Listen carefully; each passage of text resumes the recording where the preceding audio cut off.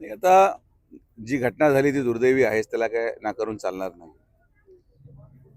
आपण एक परिवार म्हणून तिला जेवढं पाठबळ देऊ शकतो तेवढं देण्याचं काम विखे पाटील परिवाराने केलंय. माननीय नामदार राधाकृष्ण विखे पाटील साहेब असतील किंवा राजेंद्र विखे पाटील साहेब असतील, यांच्या माध्यमातून सगळे उपचार आपण मोफत करत आहोत.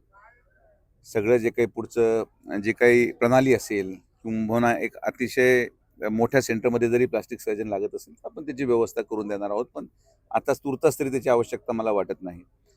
आरोपी सापडत नाही हे बरोबर खरी गोष्ट आहे.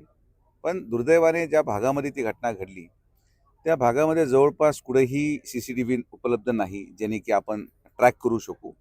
तर थोडंसं यंत्रणेवर आपण दबाव टाकलेला आहे. CDR काढणे किंबहुना काय त्याची पार्श्वभूमी, अजून ती पूर्ण पार्श्वभूमी समोर आल्याशिवाय मला वाटतं की आरोपीला पकडणं थोडंसं अवघड आहे. पण पोलिसांशी संपर्कात आपण आहोत आणि मला वाटतं की लवकरात लवकर एकदा ती मुलगी त्या मानसिकतेत आली जबाब देण्याची आणि व्यवस्थित, मग त्यावर जास्त गती येईल. अहिल्यानगर पोलिसांनी एक स्केच पण जारी केलेला आहे. काय आव्हान कराल की पोलिसांनी तर केलंच आहे, आपण काय आव्हान कराल? आणि आव्हान एवढंच आहे की अशा प्रकारच्या नराधमांना अटक होण्यासाठी सगळ्यांनी सहकार्य करावं. जे स्केच जे आहे ते स्केच जास्तीत जास्त व्हॉट्सअपवर सर्क्युलेट व्हावं. कारण की आज आपल्या एका बहिणीवर ही वेळ आलेली, ती आज आपल्या घरातली पण असू शकते. या गोष्टीचा विचार करत सगळ्यांनी एकत्रित येऊन जास्तीत जास्त सहकार्य पोलीस प्रशासनाला करावं, तर हा माणूस लवकरात लवकर जेलमध्ये यावं ही अपेक्षा आहे. राऊरी विधानसभाबाबत आपण म्हटलं होतं की बिनविरोध व्हायला हवी, कारण की राऊरी आणि बारामती दोन्ही ठिकाणचे जे नेते आहेत, दिग्गज नेते हे ऍक्सिडेंटली गेलेले आहेत. त्यामुळे आपण एक चांगली भावना व्यक्त केली होती.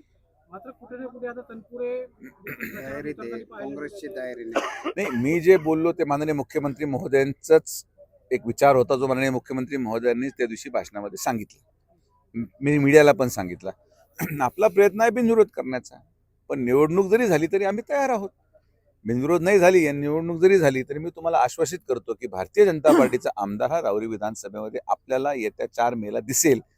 या काळ्या दगडाची पांढरी रेघ आहे. निलेश लंके यांनी दिल्लीत सुद्धा प्रेस घेतली आहे. तुमच्या ग्रुपनं आरोप केले आहे, नामदार साहेबांना आरोप केले आहे. काय उत्तर द्याल? ते काही नवं नाही, आम्हाला रोजचं झालेलं आहे. त्यामुळे त्याच्यावर मला असं वाटतं की माननीय नामदार साहेबांनी त्यावर विधान भवनाबाहेर पत्रकार परिषद घेऊन त्याचा खुलासा केलेला आहे की काय विषय आहे, कसा विषय आहे. त्यामुळे आता ते काय तुम्हाला माझ्याकडे पण वाटतं का मी फार गंभीरतेने घेतो हा विषय. रिलॅक्स करायचं असतं, फार जास्त टेन्शन आणि स्ट्रेस घ्यायचं काम नाहीये.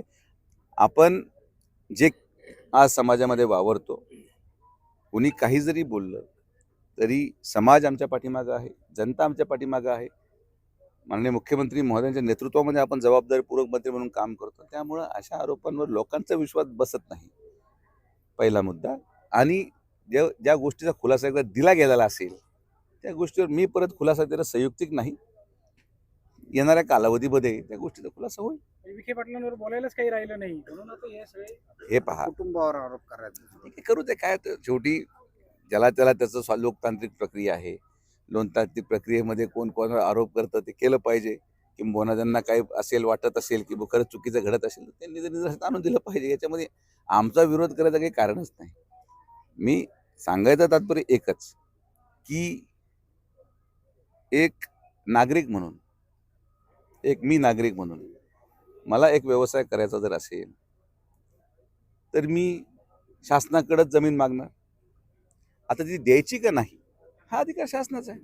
उद्या शासनाने नाही दिली तर ते कुठं आपण काय जाऊन कुठं काय बोलणार आहे. तर पण मागायचा अधिकारच नाही असं कसं असू शकतं. तर आपण जे व्यक्ती असतील किंवा जे काही त्याच्याशी निगडीत असतील त्यांनी काही मागणी केली असेल, मागणी केल्यावर द्यायची की नाही हा शासनाचा निर्णय आहे. उद्या शासनाला वाटलं की ते नाकारायची, नाकारून टाकतील. त्यांचा त्याच्यावर आक्षेप आहे. ते म्हणतात मागणी तर केली आहे ना, आणि कंपन्या सगळ्या बोगस आहे. कंपन्यांचं तसं अस्तित्वच नाहीये. एकाच फ्लॅटमध्ये 2 कंपन्या रजिस्टर. हे पहा, त्या आरोपांमध्ये जे काही वास्तव्य आहे त्यांना वाटत असेल ते तपास करावा. आम्ही कुठं थांबवलंय? बरोबर, आम्ही कुठं थांबवलं? तर त्या आरोपांमध्ये किती तथ्य आहे किती नाही. आणि काल आरोप केल्यानंतर त्यांचाच पहिला व्हिडिओ कॅप्टन बरोबर दिसला. तर आता यावर मला बोलायचं नाहीये. याच्यावर साहेबांनी स्पष्टीकरण दिलंय. सांगायचं तात्पर्य एवढंच की लोकतांत्रिक प्रक्रियेमध्ये जेवढा अधिकार एक सामान्य नागरिकाला आहे तेवढाच अधिकार लोकप्रतिनिधीचा पण असतो, लोकप्रतिनिधीच्या घरच्यांचा पण असतो. त्यामुळे त्या अधिकाराला कोण बाधा घालू शकतो? केरळचा दौरा कसा राहिला महाराष्ट्र आणि केरळमध्ये काय फरक वाटला राजकारणात? नाही, केरळमध्ये अतिशय सकारात्मक भारतीय जनता पार्टीसाठी वातावरण पहिल्यांदा पाहायला मिळतंय, एनडीएसाठी वातावरण पाहायला मिळतंय. आणि अशा परिस्थितीमध्ये जेव्हा जिथं भारतीय जनता पार्टी कधी आली नव्हती, जवळपास तिरुवनंतपुरमची नगरपालिका म्युन्सिपाल्टी ही पहिल्यांदा भारतीय जनता पार्टी ताब्यात आली. पंचायतमध्ये अनेक ठिकाणी कमळ फुललेलं आहे. तर जरी कठीण परिस्थिती असेल तरी एनडीएला एक चांगलं बहुमत आणि निकाल अपेक्षित आहे. आणि मला विश्वास आहे की केरळमध्ये आदरणीय प्रधानमंत्र्यांच्या नेतृत्वामध्ये देशामध्ये जो सर्वात साऊथचं राज्य आहे तिथं आपल्याला कमळ आणि एनडीएचे अलायन्स पार्टनरचं घवघवीत यश पाहायला मिळेल.